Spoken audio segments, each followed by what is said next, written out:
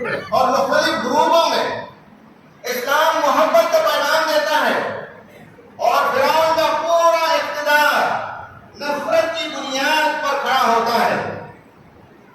تو موسیٰ علیہ السلام بغیر گھبرائے کے دعوت پیش کرتے ہیں۔ فرعون کے ساتھ ہمیشہ اس کے کچھ حوالی موالی ہوتے ہیں، فرعون کے کچھ حامان ہوتے ہیں جو فرعون کا امیج بناتے ہیں، فرعون کے کچھ قارون ہوتے ہیں جو اپنی دولت جو ہے وہاں خرچ کرتے ہیں۔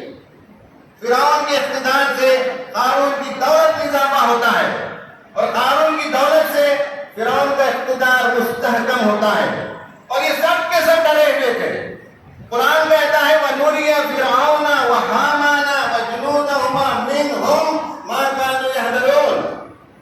ہم موسیٰ علیہ السلام سے اور بنی اسرائیل کے ذریعے سے فرعون کو، حامان کو اور اس کے الائڈ فورسز کو وہ ڈر سچا ثابت کر دکھائیں گے۔ اور ویسا ہی ہوا کہ جب حضرت موسیٰ علیہ السلام نے اسلام کی دعوت پیش کی تو حق کا انکار کیا، اور اس نے حضرت موسیٰ علیہ السلام سے ٹکر لینے کا ارادہ کیا۔ اس نے سارے شہر میں لوگوں کے درمیان ڈھنڈورا پٹوایا، اور ایک مقابلے کا دن اس نے مقرر کیا جسے قرآن کہتا ہے یوم زینت، اور اس دن اس نے لوگوں کو جمع کیا۔ ذرا قرآن میں سورہ شعراء، سورہ قصص اور سورہ طٰہٰ پڑھ لیں، اس کی باتوں کو غور سے دیکھیں۔ فرعون کیا کہتا ہے؟ فرعون کہتا ہے کہ موسیٰ کی دعوت اگر پھیلے گی تو ہمارے اقتدار کے لیے خطرہ ہے، ہمارے عوام اس سے متاثر ہو جائیں گے، اور ہماری جو عظیم تہذیب ہے یہ تہذیب ختم ہو جائے گی۔ اس لیے موسیٰ کو موقع نہیں دینا چاہیے، حق کو پھیلنے کا موقع نہیں دینا چاہیے۔ پھر لوگوں کو اس نے جمع کیا اور کہا کہ سنو، آج ہمیں جیتنا ہے، آج ہمیں غلبہ حاصل کرنا ہے۔ اس نے یہ باور کرایا کہ اگر وہ ہے تو ان کی تہذیب زندہ رہے گی، اگر وہ اقتدار پر نہیں ہے تو ان کی تہذیب ختم ہو جائے گی۔ ہر زمانے کا فرعون یہی کرتا ہے، وہ سمجھتا ہے کہ میرے حکم سے ندیاں بہتی ہیں، میرے حکم سے یہاں کھیتیاں اگتی ہیں، میرا حکم یہاں چلتا ہے، میری اجازت کے بغیر کوئی ایمان بھی نہیں لا سکتے۔ یہ جب اس نے کیا تو حضرت موسیٰ علیہ السلام کو جمع کیا، جادوگروں کو جمع کیا، جادوگروں نے اپنی رسیاں اور لاٹھیاں پھینکی، وہ فوراً آنن بنن سام بن گئے۔ کچھ وقفے کے حضرت موسیٰ علیہ السلام پر بھی پریشانی طاری ہوئی، لیکن اللہ تعالیٰ نے کہا قُلْنَا لَا تَخَفْ إِنَّكَ أَنْتَ الْأَعْلَىٰ، موسیٰ ڈرو نہیں، تم ہی غالب رہو گے۔ تو موسیٰ علیہ السلام نے عصا پھینکا، اژدہا بن گیا، اور اس اژدہے نے سارے سانپوں کو، رسیوں کو لاٹھی میں رگڑ لیا۔ تو اس طرح سے موسیٰ علیہ السلام نے اپنا حق ہونا ثابت کیا۔ خواتین حضرات، اس وقت امت مسلمہ کیسے ڈر سکتی ہے؟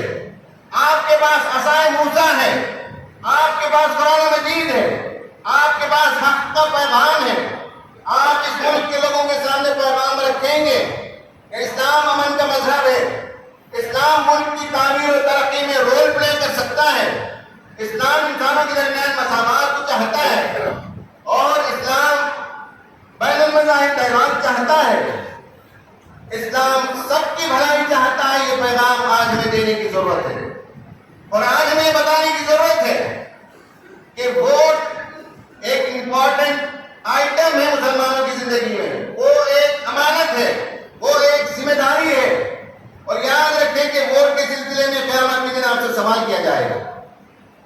اس ووٹ کا استعمال ہم اس لیے کر رہے ہیں کہ ہمارے ملک میں امن و امان کا ماحول باقی رہے، یہاں جو آزادی ختم کی جا رہی ہے، جو ظلم روا رکھا جا رہا ہے، وہ ہونے نہ دیں گے ہم۔ یہاں کھانے پینے، پہننے اوڑھنے کی آزادی، لکھنے پڑھنے کی آزادی، یہ بھی ضروری ہے، لیکن اس سے زیادہ مذہب کی آزادی ہونی چاہیے۔ لیکن آپ دیکھ رہے ہیں کہ اپوزیشن کے اسپیس بھی سکڑ رہا ہے، کسانوں کی آزادی کو بھی ختم کی جا رہی ہے، NGOs کی آزادی کو بھی ختم کیا جا رہا ہے، مدرسوں پر بھی خطبہ لگانے کی بات چیت ہو رہی ہے، نماز اور عید کی نماز جو کھلے میدان میں پڑھتے ہیں پڑھنے کی اس پر پابندی لگائی جا رہی ہے۔ احتجاج کرنے پر پابندی لگائی جا رہی ہے۔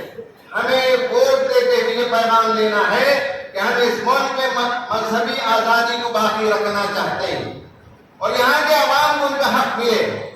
آپ سے گزارش ہے کہ اسے معمولی نہ سمجھیں، لازماً آپ جائیں اور ووٹ کریں، اور اگر آپ کا ووٹ کسی اور شہر میں ہے تو آپ ضرور اس شہر میں سفر کریں، ووٹ ڈالیں۔